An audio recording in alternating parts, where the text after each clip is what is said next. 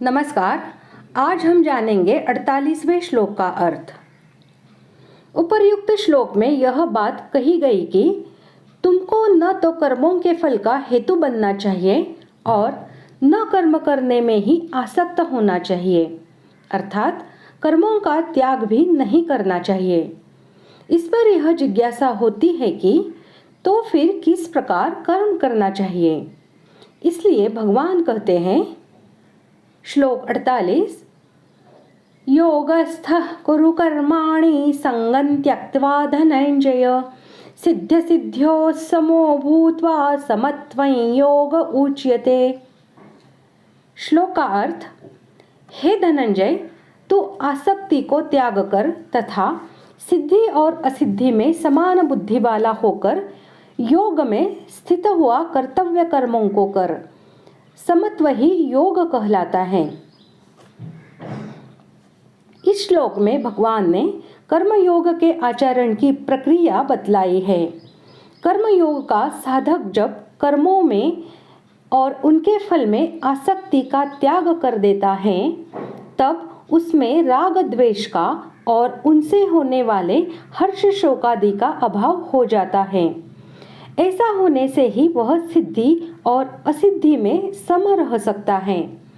इन दोषों के रहते सिद्धि और असिद्धि में सम नहीं रहा जा सकता तथा सिद्धि और असिद्धि में अर्थात किए जाने वाले कर्म के पूर्ण होने और न होने में तथा उसके अनुकूल और प्रतिकूल परिणाम में सम रहने की चेष्टा रखने से अंत में राग द्वेष आदि का अभाव होता है।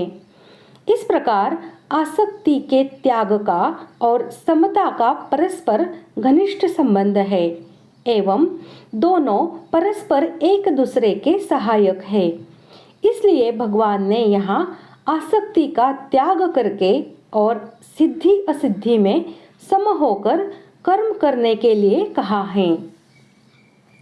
कर्म का पूरा होना अथवा न होना सांसारिक दृष्टि से उसका फल अनुकूल होना अथवा प्रतिकूल होना, उस कर्म को करने से आदर निरादर, प्रशंसा निंदा होना, अंतःकरण की शुद्धि होना अथवा न होना आदि आदि जो सिद्धि और असिद्धि है, उसमें सम रहना चाहिए।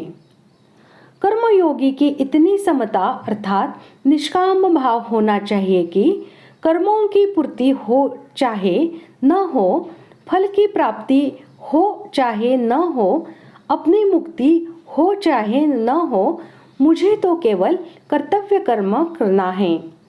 साधक को असंगता का अनुभव न हुआ हो, उसमें समता न आई हो, तो भी उसका उद्देश्य असंग होने का, सम होने का ही हो। जो बात उद्देश्य में आ जाती है वही अंत में सिद्ध हो जाती है। अतः साधन रूप समता से अर्थात अंतःकरण की समता से साध्य रूप समता स्वतः आ जाती है। कर्म की सिद्धि और असिद्धि में समता रखते रखते ही मनुष्य की समभाव में अटल स्थिति होती है और समभाव का स्थिर हो जाना ही कर्म योग की अवधि है।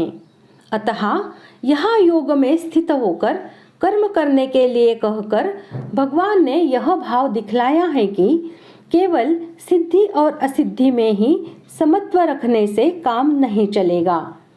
प्रत्येक क्रिया के करते समय भी तुमको किसी भी पदार्थ में, कर्म में या उसके फल में अथवा किसी भी प्राणी में विषम भाव न रखकर नित्य समभाव में स्थित रहना चाहिए।